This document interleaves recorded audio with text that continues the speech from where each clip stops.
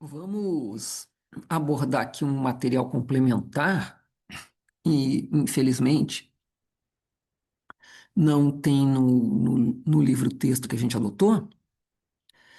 E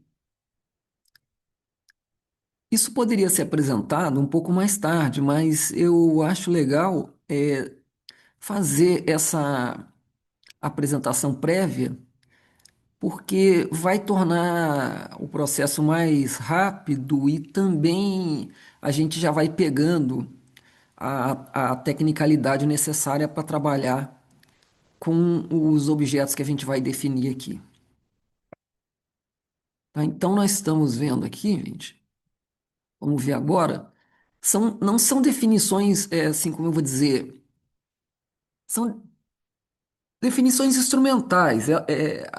O rotacional e o divergente vão aparecer, respectivamente, no teorema de Stokes e no teorema de Gauss, que a gente ainda vai ver futuramente. Mas é legal dar a definição instrumental deles, para que a gente já consiga ter alguma experiência com esses objetos e fazer contas com eles, principalmente. A gente também vai dar algumas interpretações um pouco naive, digamos assim, dessas quantidades. O significado preciso vai ser quando a gente vir os teoremas Stokes e Gauss. Mas a gente pode ter algum tipo de insight, uma espécie de realização já prévia. Então vamos a eles. Vamos começar com o rotacional. Rotacional de um campo de vetores, tá? Então vamos considerar que a gente tem um campo F, né, no R3, né, em algum aberto do R3, e esse campo F seria dado por essa expressão, né? Nós temos as componentes F1, F2 e F3. O rotacional é um outro campo de vetores que é construído a partir desse campo F. A gente pode denotar dessa maneira hot de F, tá? Então, a primeira componente do hot de F é essa expressão que está aqui. É a derivada parcial do F3 com relação a y, menos a derivada parcial do F2 com relação a z. A componente y, né, a componente j, é a derivada parcial da F1 com relação a z, menos a derivada parcial da F2, perdão, da F3 com relação a x. E, finalmente, a terceira componente, componente z, do campo rotacional de F, é a derivada da F2, né, com relação a x menos a derivada da F1 com relação a y. Auxiliando aqui, né, a nossa notação, a gente vai buscar uma notação vetorial que ela, além de ser mais transparente, ela também permite uma formalização mais apropriada, em certa medida, desses objetos todos que a gente vai estudar. Então, incluindo o rotacional. Bom, a gente tem esse operador diferencial, né, nabla, que ele é uma instrução vetorial de se fazer derivadas parciais, né? Também podemos denotar ele dessa maneira aqui, né? D1, que é o d-rom x, vírgula D2, que é o d-rom y, e o D3, que é o d-rom z. Pensa nisso como se um vetor operador ou um operador vetorial. Vamos lembrar, pessoal, que o gradiente de uma função escalar f pequena, é o campo D1F, D2F, D3F. A gente estudou, né, bastante desses campos, gradientes já na primeira parte aqui da nossa disciplina análise vetorial. Vamos prosseguir então, pessoal, no rotacional. A gente deu a fórmula dele aqui, né? Mas a gente pode também memorizar o rotacional usando essa expressão aqui, que ela é bastante, né? A gente pode pensar que é uma espécie de produto vetorial do operador nabla com o campo F. Então a gente pode denotar ele assim, uma espécie de determinante vetorial, digamos assim, IJK, as colunas. Aqui a gente coloca D1, D2, D3, os operadores, né, diferenciais, e aqui as componentes do campo. Então é como se fosse o determinante, ó. I vai ser D2F3 menos D3F2. Tem que lembrar que não é um produto simples, é um. Então, em vez de ser, por exemplo, F2, D3, não, é D3, F2. É o operador D3 atuando sobre o F2. Então tá aqui, ó. Primeira componente, D2, F3 menos D3, F2. Segunda componente, D3, F1 menos D1, F3. Terceira componente, D1, F2 menos D2, F1. Então, essa também, essa, esses rótulos aqui são muito bons para a gente memorizar fórmulas em análise vetorial. Então, uma maneira de você denotar o rotacional, uma maneira bastante adequada, a notação chamada vetorial é essa, tá? Você pode colocar aqui o operador vetorial F. Então, isso vai ser o nosso rotacional de F. Ou seja, é um novo campo de vetores formado através das componentes de um campo previamente conhecido F. Então, isso pode ser chamado hot de F ou curl de F, tá? São notações aí que aparecem em livros. Vamos dar um exemplo de rotacional, pessoal, de um campo. Bom, então tá aqui, ó. Exemplo, vamos considerar esse campo, um campo simples aqui. A primeira componente é x, a segunda componente é x vezes y e a terceira componente é a constante 1. O rotacional dele, né? Só aplicar a fórmula, né? A gente vai ver que a primeira componente é zero menos zero, a segunda componente é zero menos zero e a terceira componente é y menos zero. Ou seja, o rotacional de F, nesse caso aqui, é o campo YK, né? Pode ser denotado dessa maneira aqui, certo? Bom, a gente pode ver também, pessoal, o seguinte, tá? Um primeiro teorema que pode surgir é o seguinte: para toda função f de classe C2, vamos lembrar, as derivadas parciais dessa função, tá? De primeira e de segunda ordem são contínuos, tá? Ou seja, a função é contínua e as suas derivadas de primeira ordem, todas elas, e as derivadas de segunda ordem, todas elas, também são contínuas. Então, para uma função desse tipo, o rotacional do gradiente é sempre zero, tá? Vamos provar isso, isso é uma algebrinha, tá? E mais um resultado do cálculo 2. Então, o gradiente de f, como nós sabemos, né?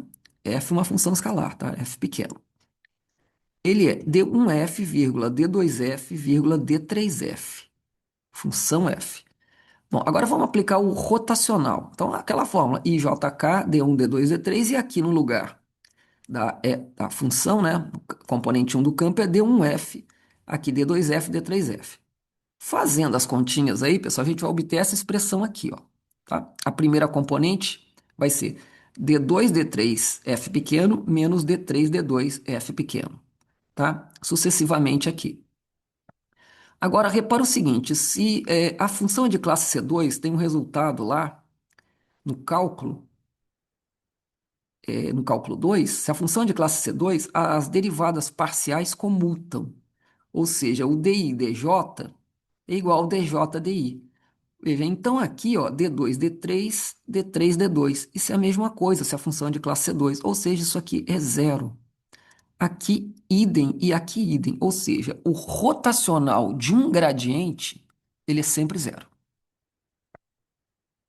Tá? Então, isso é um resultado muito bonito. É mais ou menos similar àquele, o produto vetorial de dois vetores iguais é zero, né? Então, é como se fosse assim, ó, nabla, nabla, tá?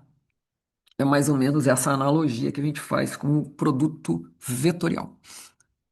Bom, no exemplo anterior, né, a gente tinha visto que o rotacional do F é igual a esse campo 00y, tá? Ou seja, então, no exemplo anterior, o F não é um gradiente, né? Porque se fosse, teria que ser zero, né? Então, toda vez que o rotacional dá um campo de vetores não nulo, então o rotacional desse campo F, né, dá um. Toda vez que o rotacional de um certo campo F, né, dá um campo não nulo, significa que aquele campo f original não é gradiente de uma função escalar f pequeno, tá? Bom, agora vamos ver a definição provisória aqui, né? Técnica, digamos assim, do divergente. Isso é outra quantidade que vai ser focalizada no teorema de Gauss. É importante, tá? Em muitos livros antigos a gente denota por essa maneira aqui, tá? Div de f. Agora, na notação vetorial moderna, digamos assim, isso aqui é como se fosse o nabla produto escalar com f. Então ele vai dar isso aqui, ó.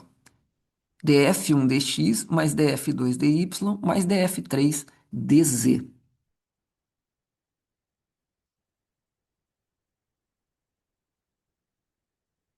E vamos lá. Então fica assim, né? Como se fosse um produto escalar do nabla com f. Então, d1 f1 mais d2 f2 mais d3 f3. Vamos pegar um outro exemplo aqui, gente. Nesse exemplo, nosso campo é esse primeira componente é x ao quadrado, segunda componente é y vezes z e terceira componente é y ao cubo vezes z. Se eu fizer o rotacional, então vou pegar essa primeira componente e derivar com relação a x, vai dar 2x. A segunda componente vamos derivar com relação a y, dá z.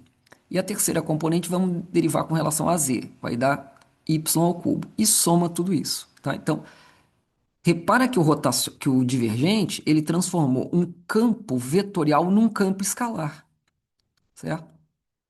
O rotacional transforma um campo de vetores em outro campo de vetores. O divergente pega um campo de vetores e transforma numa função escalar, ou seja, num campo escalar. Uma função de três variáveis, né? Bom, vamos lá. Agora a gente tem um resultado análogo, né, ao que a gente provou anteriormente. Nesse caso aqui, tá, vamos considerar que você tem um campo F de classe C2, ou seja, ele é contínuo e todas as derivadas parciais de primeira e de segunda ordem de todas as suas componentes também são contínuas.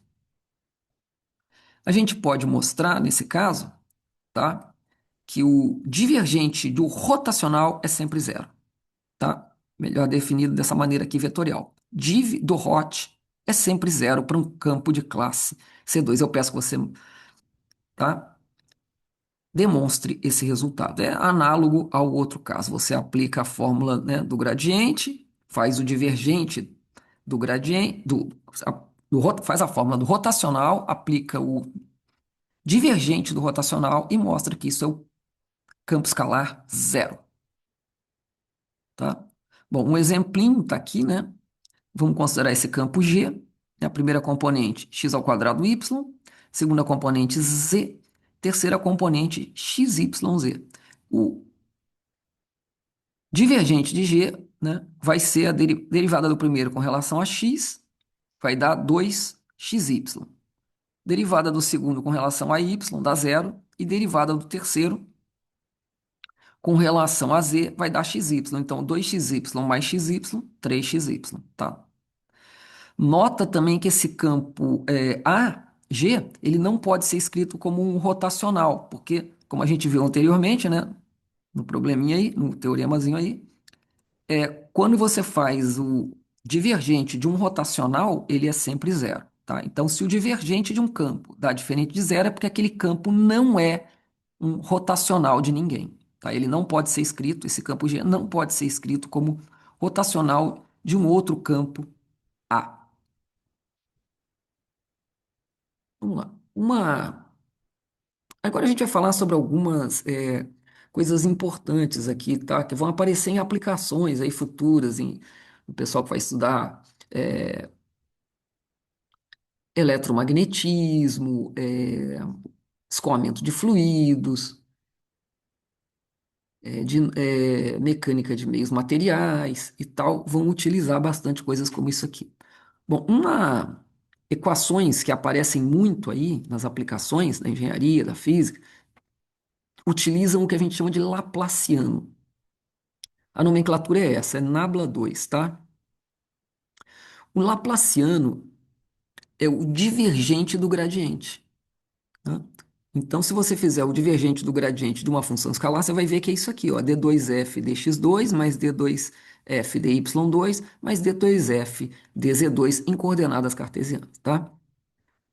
Você pode também definir o Laplaciano de um campo, no seguinte sentido, como você aplicasse o Laplaciano a cada componente do campo, tá? Então, quando você aplicar o Laplaciano a um certo campo F, você vai entender que é componente a componente, tá? Isso é a definição que a gente dá.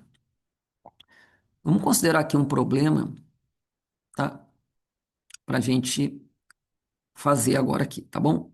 O problema é o seguinte: considera um certo campo H de x, y, z, cuja primeira componente é 3x2 vezes y, a segunda componente é x ao cubo mais y ao cubo e a terceira componente é nula, tá? A componente k é zero. Bom, eu peço que a gente verifique, vamos fazer essas coisas aqui, ó, verificar que o rotacional é zero, tá? Segunda coisa, encontrar uma função, tá? Então, se a gente viu lá, o rotacional é zero, né? Então, H, ele pode ser escrito como um rotacional de um Hzinho. Vamos encontrar esse Hzinho.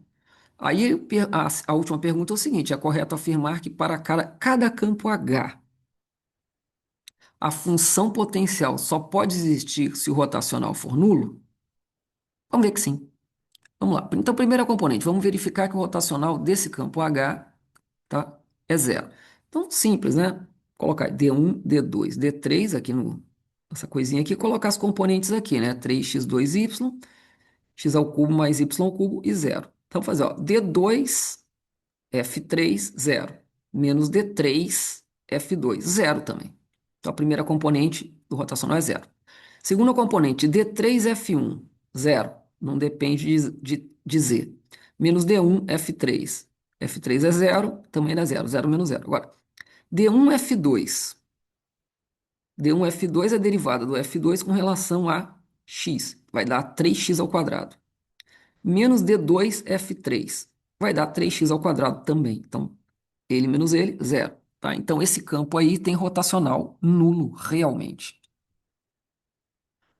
Bom, eu deixo como exercícios você fazer a integral do campo, né? A gente já sabe fazer isso bastante. Tá? Eu peço que você calcule aí, por aqueles métodos, né? Comparar a função, ou mesmo adivinhando, né? Quem seria uma possível função potencial para esse campo? É algo assim, x ao cubo y mais um quarto de y a quarta mais uma constante numérica c. Tá? Bom, agora ele pergunta se é correto afirmar que um campo que tenha o rotacional nulo, ele somente para esses campos vai existir uma função, né? Ele pergunta o seguinte: se para cada campo H com rotacional nulo, né, você vai ter uma função H, tá certo? Que seja cujo gradiente dê o campo vetorial H maiúsculo. Então vamos lá. Aqui eu faço um negócio, né? Vamos lembrar aqui de A implica B, né? Isso se escreve assim, ó, B se A. A é implicado por B, uma outra maneira de dizer isso é B somente se A. E se os dois implicam, se A implica B e B implica A, a gente diz B se e somente se A, ou A se e somente se B, dá no mesmo. Então, o que o exercício quer que mostre é isso aqui, ó, tá? Se existe um campo H, tá certo? Implica que o rotacional dele é zero. Isso a gente já viu que sim, certo? Já vimos lá, se o campo é o gradiente de alguma coisa, o rotacional é zero. Aí o que o exercício está perguntando, né? Vamos ver se é isso mesmo que ele está perguntando. É correto afirmar que para campo H a função somente pode existir se o rotacional é zero? Ou seja, ele está perguntando, rot zero implica que o campo é gradiente? O exercício está perguntando ao contrário, né? Bom, vamos mostrar que não, tá certo? Vamos mostrar através de um contra-exemplo que não. Rotacional igual a zero não implica necessariamente que o campo seja um campo gradiente. Vamos ver aqui, ó. Vamos considerar aquele campo, pessoal. Só que aquele campo lá, que a gente sempre trabalha com ele, só que agora jogando ele para 3D, tá? Onde fica aquele mesmo padrão repetido plano a plano, paralelo ao plano XY. Então, nesse caso, pessoal, esse campo K, que eu chamei de K aqui, ele não está definido ao longo do eixo Z, tá certo? Em todo o eixo Z, x e y igual a zero, então seria zero sobre zero. Então, ao longo de todo o eixo Z, esse campo não está definido. Então, esse campo K, ele está definido no R3, exceto o eixo Z no R3. Bom, então, com certeza, tá? Eu deixo para que vocês façam realmente essas contas em casa. O rotacional de K é zero, tá? Vocês podem fazer essa continha aí e ver que o rotacional de K realmente é zero, tá? Agora, no entanto, a gente sabe que a integral, né, num circuito fechado, por exemplo, pode ser no plano aqui, né? No plano z igual a zero. A gente sabe que é 2π. De fato, não é só que está no plano, tá? Qualquer uma que englobe aqui o eixo z, né, cuja projeção seja aquela fechando lá no plano, vai dar 2π. Tá? Então, acabamos de mostrar aqui, certo? Que não, tá certo? Se essa integral aqui dá, né, não dá zero, então está claro que o campo não é gradiente de um potencial. Porque se fosse gradiente do potencial, teria que dar zero, né? Que é potencial no ponto final menos inicial, coincidente, teria que ser zero. Então, a gente acabou de mostrar que não. Tá? O fato de o rotacional de um campo ser zero, numa certa região, não garante que o campo seja, tá, um campo gradiente.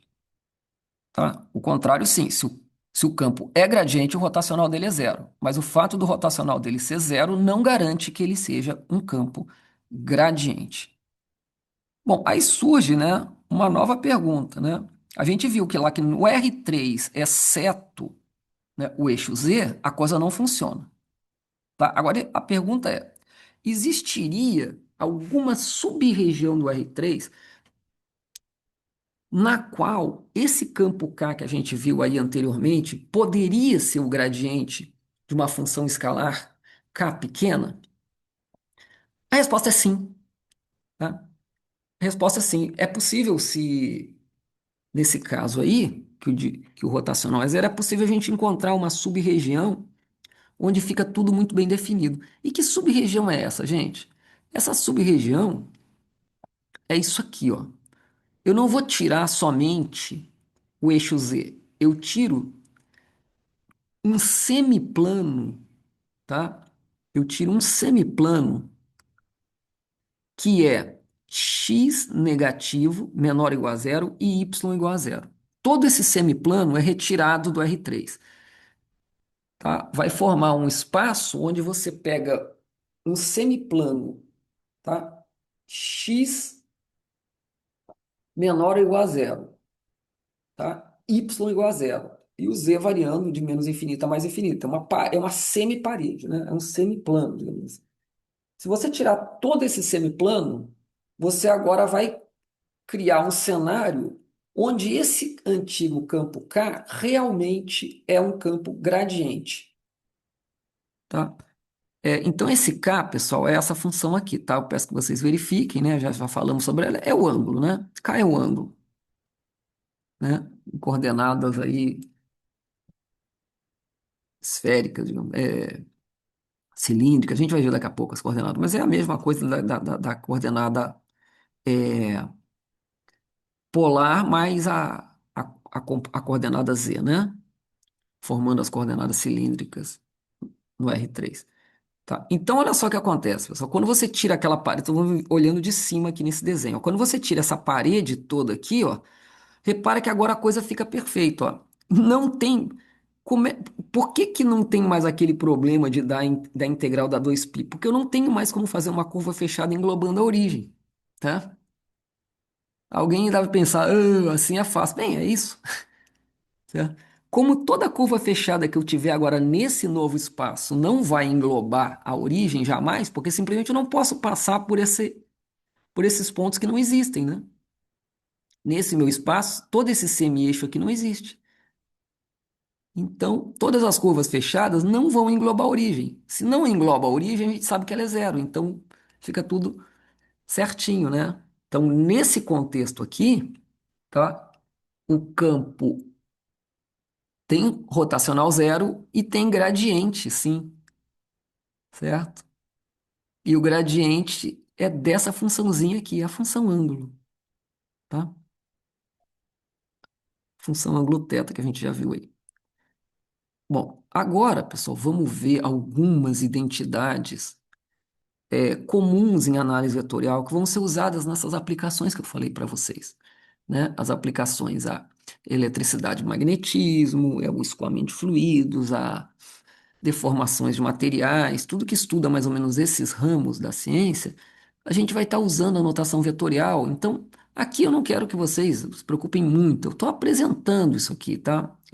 Essas coisas, lamentavelmente, não tem no livro-texto, e é bom a gente colocá-las aqui, tá? Qualquer coisa já é uma primeira apresentação, tá certo? Vamos lá. Então, identidades que vão ser muito usadas aí nessas aplicações são isso aqui, por exemplo, né? Gradiente de uma soma de funções é a soma dos gradientes. O gradiente de uma função multiplicado por uma constante é a constante multiplicada pelo gradiente da função. O gradiente de um produto de funções é a regra do produto igual de derivadas, só que feita com o gradiente, tá? F gradiente g mais g gradiente f. Quarto, o gradiente de uma função f sobre uma função g. Essa função g, a gente está considerando aqui que não existem pontos dela onde ela se anula, porque senão seria um ponto onde não estaria definida essa função, né? Tá claro que são para os pontos onde a função g não se anula, que aí a função, digamos, uma sobre a outra, estaria definida em todo naqueles pontos, tá? Então são pontos onde essa função está definida. Bom, então usa a mesma fórmula da derivada também, tá, pessoal? É g gradiente de f menos f gradiente de g, tudo isso dividido por g ao quadrado. Bom, agora vamos para fórmulas que envolvem, tá? Essas fórmulas são muito úteis, vocês vão ver que aparecem em muitas situações. Para o gradiente. Agora vamos ver para o divergente, tá? Então aqui as fórmulas envolvem o divergente. O divergente de uma soma de campos de vetores é a soma dos divergentes dos campos, tomados em separado. Vamos ver aqui, o rotacional de uma soma de vetores é a soma dos rotacionais tomados em separado. Um sétimo, vamos ver, o gradiente, tá, do produto escalar de dois campos de vetores. Tá? O produto escalar de dois campos de vetores é uma função escalar, então eu posso fazer o gradiente dele. Tá? Então, nesse caso, vai dar isso aqui, ó, f. Vamos entender o que significa essa expressão aqui, tá? Vai dar EF escalar nabla aplicado em G, mais G escalar nabla aplicado em F. Vamos agora aqui a gente vai ter que entender o que significa essa notação. F escalar nabla aplicado num certo G. Pessoal, vamos considerar que G, né, é um campo de vetores que tem as componentes G1, G2, G3. Então, F gradiente de G, tá, é definido assim, é o produto escalar do F com cada componente, né, do gradiente, de cada uma das etapas, de cada um das componentes. Então, aqui, o que significa esse F escalar nabla aplicado em G? Significa isso aqui, ó. É um campo que é o primeira componente, é o produto escalar de F com o gradiente do G1. O produto escalar de F com o gradiente do G2, o produto escalar de F com o gradiente do G3. Se você abrir aí as contas, vai dar isso aqui, tá, pessoal? Ok?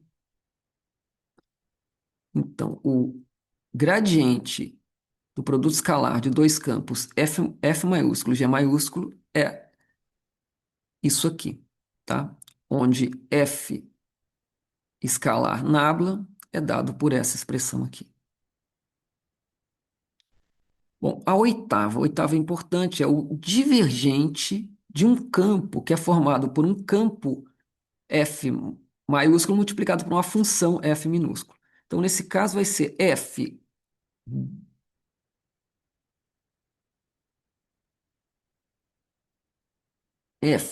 divergente de f maiúsculo mais f escalar gradiente de f minúsculo. Essa fórmula é importante. Bom, divergente de um produto vetorial de campos de vetores f e g. Então, divergente de um produto vetorial. Isso vai ser g escalar hot de f menos f escalar hot de g. Bom, o divergente do rotacional a gente provou que era zero, né? É campo escalar zero. Vocês vão provar aí no exercício. 11. Hot de um campo f maiúsculo multiplicado por uma função escalar f. É f pequeno hot de f maiúsculo mais gradiente de f minúsculo vetorial f maiúsculo. Importante também essa forma. Hot de um produto vetorial dos campos f maiúsculo e g maiúsculo. Isso vai ser escrito em função daqueles lá que a gente viu, né? Certo? Então, f divergente de g menos g divergente de f menos aquele lá que a gente definiu, né? G escalar nabla aplicado em f menos f escalar nabla aplicado em g. Essa fórmula também aparece com alguma frequência em muitas aplicações aí de, tá? Rotacional do rotacional do campo F maiúsculo. Isso vai dar gradiente do divergente de F maiúsculo menos o laplaciano do campo F maiúsculo. Rotacional do gradiente, a gente provou, é zero, né? A outra identidade, também interessante, é o divergente. Bom, isso é um caso particular da sete, né? Então, deixa aí como exercício para vocês fazerem, tá? Isso aqui é um caso particular da sete. A sete é FG, esse aqui é FF. Então, ok? Façam aí. 16. Laplaciano de um produto de funções escalares f pequena g pequeno. Isso aqui vai dar f laplaciano de g mais g laplaciano de f mais duas vezes o gradiente de f produto escalar com o gradiente de g. Então, é uma fórmula também que aparece com bastante frequência. O divergente do gradiente de f produto vetorial com gradiente de g. Isso dá sempre zero. Use a 9. Eu peço que você faça, usa a propriedade 9 lá para provar ela, tá? 18. O divergente dessa quantidade aqui, tá? F grade G menos G grade F. Isso vai ser F Laplaciano de G menos G Laplaciano de F. Eu peço que você use a oitava propriedade acima para provar isso, tá? Fica como exercício aí. Bom, essa quantidade aqui, ó, você pega três campos de vetores, H maiúsculo, F maiúsculo e G maiúsculo. Então, coloca aqui H, produto escalar, com F, produto vetorial com G. Você pode rodar ciclicamente os vetores aqui, é como se fosse aquela brincadeira da sentar na cadeira, né? Vai trocando de posição. Então, ó, você joga o G para a direita e roda todo mundo um pouquinho para cá, ó. Tá vendo? São iguais. Essa quantidade aqui tem a propriedade da ciclicidade, tá? Você pode rodar eles, né, nessa direção que a quantidade permanece preservada. Peço que você prove isso aí. É propriedade determinante, né, pessoal? Bom, 20. Campo de vetores H, produto escalar com essas quantidades aqui, tá? É F vetorial nabla, vetorial G. Pessoal, isso dá isso aqui, tá? Eu peço que você prove também, certo? Vou utilizando os anteriores aí, você consegue provar isso tudo aí. Bom, 21, tá?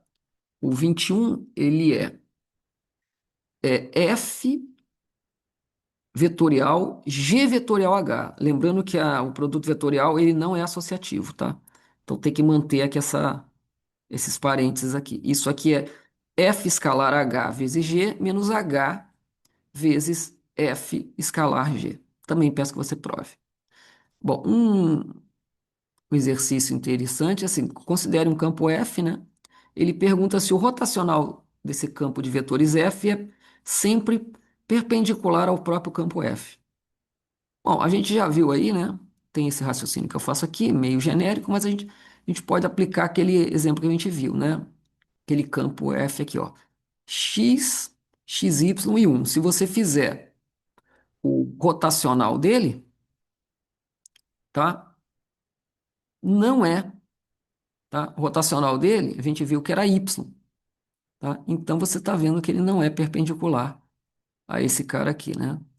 Ele é 00Y. Então, se eu fizer 00Y, produto escalar com isso aqui, você vai ver que não vai dar zero, vai dar Y. Portanto, não. Isso pode acontecer, mas não é obrigado. Tá? O rotacional pode ser perpendicular ao campo, sim, pode, mas não é obrigatório. Bom, agora vamos focalizar algumas identidades que são muito recorrentes em aplicações. Porque nas aplicações é muito comum a gente trabalhar com campos radiais. Todo campo elétrico pontual ou que tenha simetria esférica, ele pode ser escrito de alguma maneira é, através desse campo basiquinho aqui, que é um campo radial básico, tá? Ou seja, no ponto x y z ele aponta na direção x y z, tá? Ele é um campo radial básico. Tá claro que o módulo disso aqui é raiz de x ao quadrado mais y ao quadrado mais z ao quadrado, tá? Então o módulo é uma função de x, y, z. Bom, então isso aqui vai aparecer em muitas aplicações, porque tem muitas aplicações onde o campo é radial, tá certo? Apresenta simetria esférica, e toda coisa que apresentar simetria esférica, tá? Vai ter esse tipo de campo envolvido de alguma maneira, tá? Então, ó, coisas que a gente pode calcular, tá? Vamos fazer o cálculo aqui. Quando vocês virem isso aqui novamente, vocês já vão identificar com facilidade. Então, por exemplo, ó, vamos pegar o campo escalar R pequeno, ou seja, o módulo, né, do campo R vetor. Então, qual seria o gradiente desse campo? Então, pessoal, olha só. Vamos pegar dr dx, tá? Isso vai dar x sobre raiz de x ao quadrado mais y ao quadrado mais z ao quadrado. Ou seja, dr dx é x sobre r, certo? Se eu fizer isso para cada componente, né? Porque o gradiente vai se derivar, né, do primeiro com relação a x, do segundo com relação a y, do segundo com relação a z. Então, isso vai dar x sobre r, y sobre r e z sobre r. Ora, isso aqui é a mesma coisa que campo vetorial R sobre o campo escalar R, tá certo? Então, esse é o primeiro resultado. O gradiente da função escalar R, né? Ou seja, módulo do campo vetorial R é campo vetorial R dividido pela função R. Tá claro que isso não é válido na origem, né, pessoal? Que daria zero sobre zero. Vamos fazer outra coisa interessante, que é isso aqui, é o divergente do campo R vetor, tá? Então, isso aqui vai ser o seguinte, ó. Lembra lá das propriedades, né? Usando a 8, a propriedade 8 lá em cima. Isso aqui é a mesma coisa que R pequeno divergente do campo R, tá? R pequeno divergente do campo R vetor, mais campo R vetor escalar gradiente do R pequeno, aonde a gente usou a 8. Então, olha lá. Grad...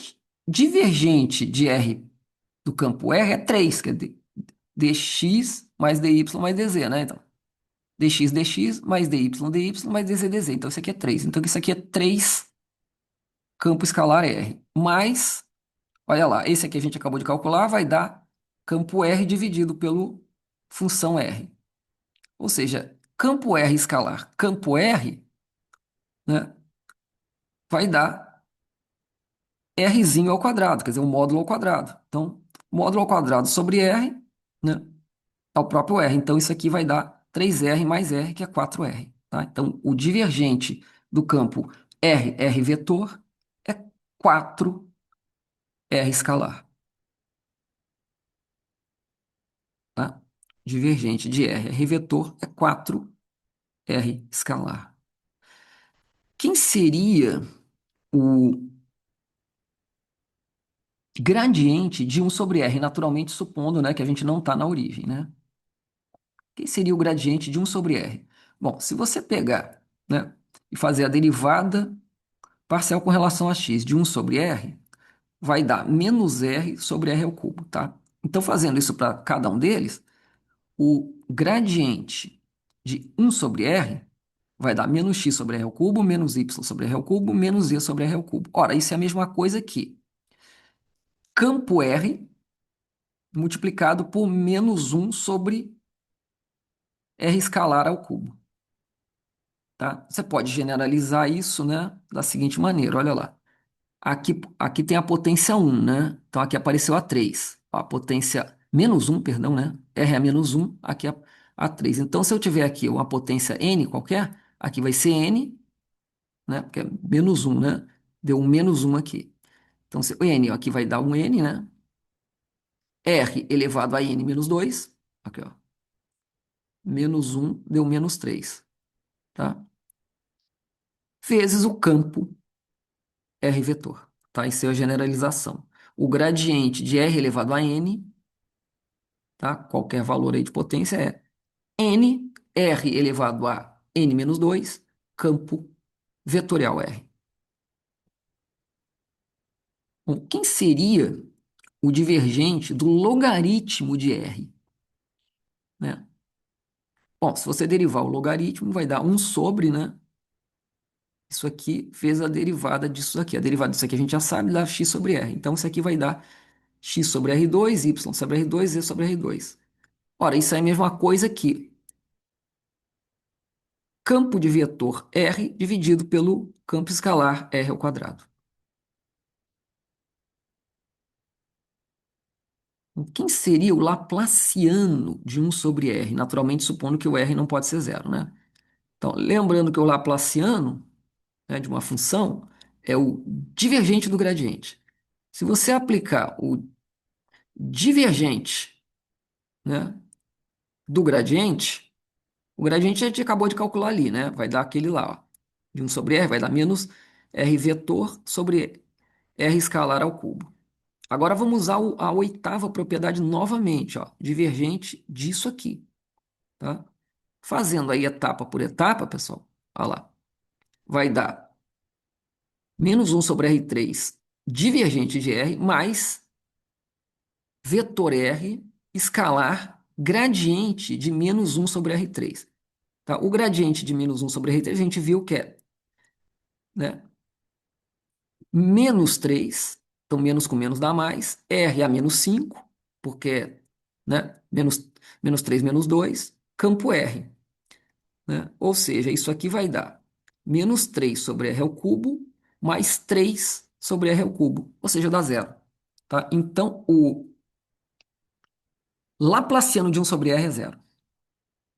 Tá? Naturalmente com R diferente de zero, né? Porque senão não poderia estar definindo aí. Isso pode ser generalizado, tá?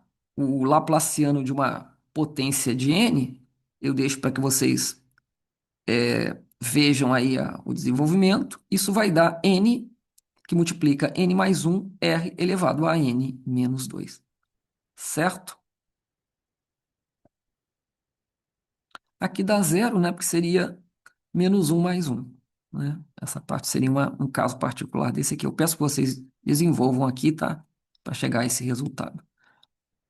Bom, vamos ver esse outro aqui, gente. O divergente de R sobre R ao cubo.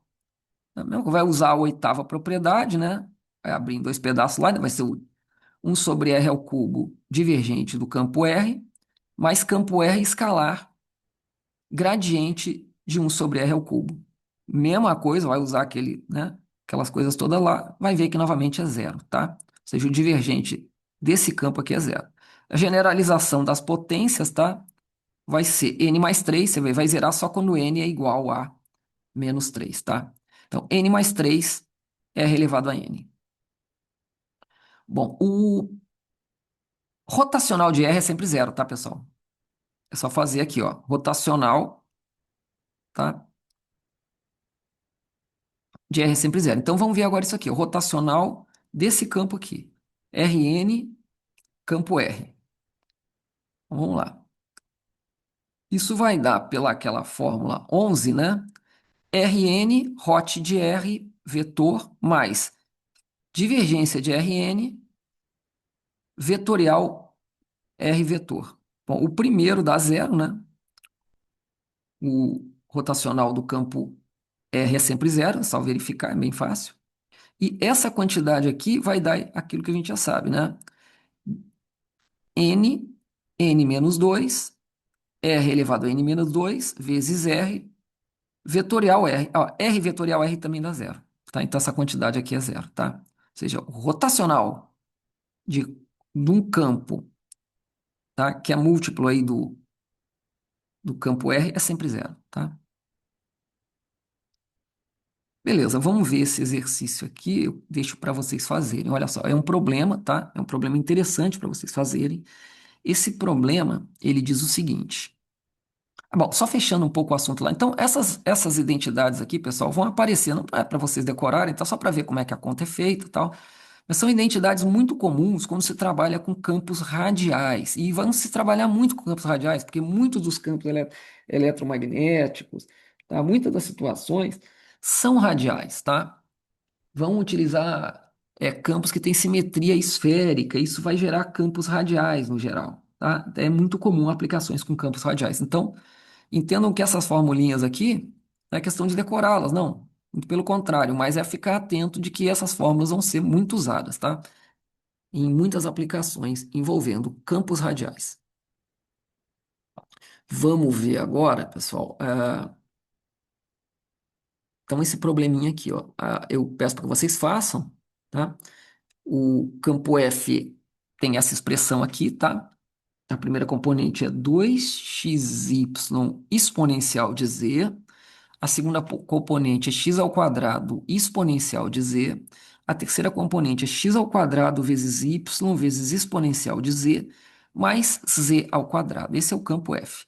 Então, eu peço que você calcule o divergente de F, o rotacional de F, e calcule uma função escalar tal que, tá, F seja o gradiente dessa função escalar. Ok? Vamos lá. Pessoal, embora a gente tenha usado lá, eu sei que vocês já sabem isso aqui, só recuperando aqui uma anotação interessante, né? Coordenadas cilíndricas vão ser muito usadas, pessoal, porque muitas simetrias são cilíndricas, né? Fio, tubo, né? Então, simetrias muito utilizadas aí em aplicações todas. Então, uma das coordenadas interessantes da gente saber são as coordenadas cilíndricas. Ela é a generalização da polar mais o eixo z, né? Mais a coordenada z. Tá? São coordenadas ortonormais, né? Aqui, ó. Então, num ponto x, y, z, esse ponto vai ser o ponto R θ z, tá certo? A R é aquela mesma das coordenadas polares, né? A R é a mesma das coordenadas polares, né? Então, deixa eu botar aqui para x é igual a R cosseno θ, y é igual a R seno θ, e z é igual a z mesmo, tá? A coordenada z é a mesma do cartesiano. Tá, então, reparo, aqui enquanto que no plano cartesiano, enquanto nas coordenadas cartesianas, o unitário i, unitário j e o unitário k, que respectivamente apontam na direção positiva de x, de y e de z, coordenadas, aqui nós temos o unitário r, que ele aponta na direção radial aqui, tá? Perpendicular ao eixo z, em todos os pontos. O θ, que aponta na direção tangencial a círculos, né, concêntricos aqui, cujo eixo Z é o centro, né, coincide com o centro. E o unitário Z é o mesmo, unitário K, né? Aponta na direção Z crescente, tá? Você vê que eles são perpendiculares uns aos outros, tá? As coordenadas estão aqui. Lembra que o jacobiano é R, tá? Não esqueça que o jacobiano dessa transformação é R. E olha só, aqui, pessoal, eu não quero que vocês vejam isso para decorar nada disso. Eu só estou mostrando uma coisa que aparentemente parece mais difícil, mas não é. É mais fácil quando aparecer lá no contexto de problemas que tenham simetria axial ou simetria cilíndrica, como se diz, tá? Que é o que está por detrás disso aqui, cano, né? Coisas assim. Paralelos aí ao eixo Z, né? Então, por exemplo, o gradiente em coordenadas cilíndricas, ele é dado por isso aqui, tá, pessoal? Agora você vê, coordenadas é R, R chapéu, teta chapéu, Z chapéu. Então, olha só como é que muda, ó. DF, DR, a componente teta chapéu é 1 sobre R, DF, D teta, e a componente Z é DF, DZ, tá? Olha como é que fica aqui o divergente, pessoal. A expressão dele fica essa, ó. Lembrando que esse FR, tá, é o produto escalar do campo F com o unitário R. F θ é o produto escalar do campo F com o unitário θ. É a projeção, né? Projeção em θ chapéu, projeção em Z chapéu, tá? Então, o divergente é dado por essa expressão aqui. Parece mais difícil, mas quando aparecer um problema que tenha simetria esférica, isso aqui vai facilitar muito, muito, muito os cálculos, tá? O rotacional fica isso aqui, ó. Ó. Derrom, derrom, derrom R, derrom θ, derrom Z. Aqui vai aparecer FR, FZ, e aqui aparecer não o Fθ, mas o RFθ, tá? Para facilitar as contas. E aqui 1 sobre R. Tá? Assim é feito o rotacional, o divergente e o gradiente em coordenadas cilíndricas, tá? Lembrando que o campo agora vai ser dado nessas componentes R chapéu, θ chapéu, Z chapéu, que é FR, Fθ, FZ, e que FR é a componente R chapéu do F, Fθ é a componente θ chapéu do F e Fz é a componente Z chapéu do F. Esses produtos escalares aqui, né, com os unitários a cada ponto, varia a cada ponto. Tá? Bom, lembrando aqui, né, eu já tinha falado lá em cima, botei aqui, né, o, não pode esquecer quando for fazer integrais de colocar aqui o jacobiano, que nesse caso é R. Então, dx, dy, dz se transforma em R, dr, dθ, dz. Também é muito usado em muitas aplicações, como a gente falou, aquele campo R, R vetor lá, aquela coisa. Também é muito usado as coordenadas esféricas. Elas também existem, muitos dos problemas que a gente trabalha têm simetrias esféricas, né?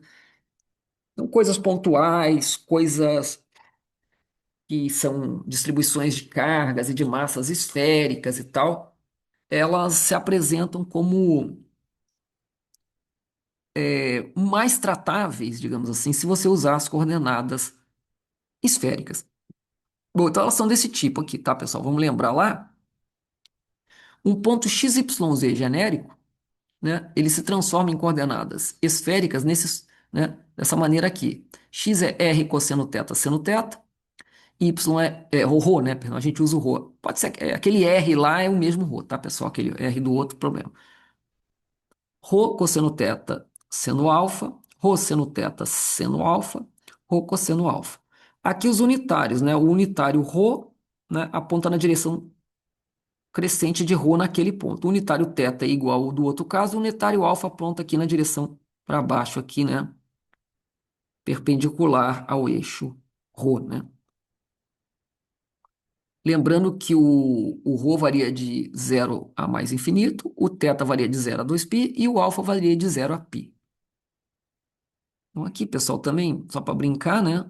Aqui a gente expõe como é que ficaria o gradiente, o divergente e o rotacional em coordenadas esféricas. Aparentemente ficou tudo mais feio, mas como eu disse para vocês, não. Se você tiver um problema que tenha assimetrias esféricas, você colocar eles nas coordenadas esféricas, essas fórmulas aqui são preferíveis. Elas vão gerar expressões muito mais simples do que os seus análogos cartesianos, porque elas levam em consideração as simetrias do problema, né? Tudo, por exemplo, que for radial vai ficar melhor nesse tipo de abordagem. Bom, isso tudo aqui, né? O campo seria F rho rho, F alfa alfa chapéu, F teta teta chapéu. F rho rho chapéu, mais F alfa alfa chapéu, mais F teta teta chapéu. Ah, lembra aqui então, ó, tá vendo? É tipo, né? Aqui ele nem colocou na forma que fica, fica pior, né? Vai ficar muito grande ele colocar naquele determinantezinho aqui, é melhor listar dessa forma aqui, tá? Enfim, só para vocês verem que muitas aplicações, rotacional, divergente, gradiente, não vão ser usados nas coordenadas cartesianas, que em muitas situações são inadequadas. Problemas que têm simetrias esféricas e axiais, as coordenadas cartesianas não vão se prestar muito bem, tá? Então, provavelmente, o melhor é usar uma dessas coordenadas e dessa maneira usar, por exemplo, esse tipo de forma. Tá? Vamos agora aqui um casinho, pessoal. Ó. Equação de Laplace no plano, tá? Tá, o Laplaciano é o nabla 2, né? Pega uma função que depende de x e de y. Então, ó, d2u, d2, dx2, d2u, dy2 igual a zero. Essa é a equação de Laplace, tá? Bom, agora eu peço que você faça o cálculozinho aqui. É simples, tá? Não dá muito trabalho, mas é chatinho. Fazer um monte de derivadinhas aí, né? Parciais para lá e para cá. É mostrar que a equação de Laplace, né, em coordenadas polares é essa daqui, tá? Então, em cartesiano é assim, em polar fica assim. É como eu disse para vocês, para dar a impressão que piora, mas não, se você for lá para um campo que tenha simetria polar, por exemplo, provavelmente essa fórmula aqui vai ser muito mais amigável do que essa. Então eu peço que você faça isso aí, tá? Mostrar que a equação de Laplace em coordenadas polares dá isso aqui. Eu também peço que você mostre o seguinte, ó, que esse campo lá, aquele nosso velho amigo lá, né?